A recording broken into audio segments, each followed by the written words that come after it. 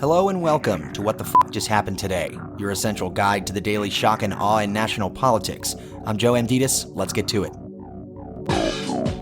It's Monday, April 18th, 2022. Welcome to day 454. A federal judge in Florida struck down the Biden administration's COVID-19 mask mandate for public transportation. U.S. District Court Judge Catherine Kimball Mizelle, a Trump appointee, said the CDC exceeded its authority and had incorrectly claimed the mask mandate was a form of sanitation.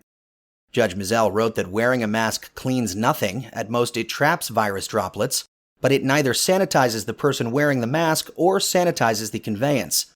The White House, meanwhile, said the CDC continues to recommend that people wear masks on public transportation and that the DOJ will determine whether it would be appealing the ruling. Moving on, at least 10 mass shootings across the United States this weekend left 8 people dead and dozens injured.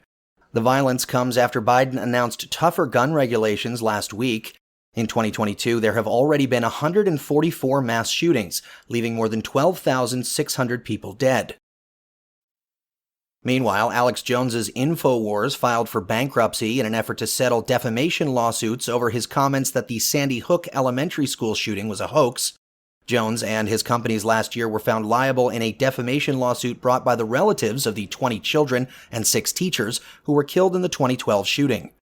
Jones called the massacre a hoax and said that crisis actors faked the shooting in an effort by the government to take away guns and restrict firearms. The bankruptcy filing puts civil litigation on hold while the business reorganizes its finances. In Ukraine, President Volodymyr Zelenskyy warned that, quote, all of the countries of the world, end quote, should be prepared for the possibility that Putin could use tactical nuclear weapons. Zelenskyy added that there is a possibility that Putin could turn to either nuclear or chemical weapons because he does not value Ukrainian lives. Quote, we shouldn't wait for the moment when Russia decides to use nuclear weapons, Zelenskyy said, adding, we must prepare for that, end quote. Back in the United States, the Biden administration plans to resume selling onshore oil and gas leases on public land in order to boost oil production in the United States, amid soaring prices partly due to the war in Ukraine.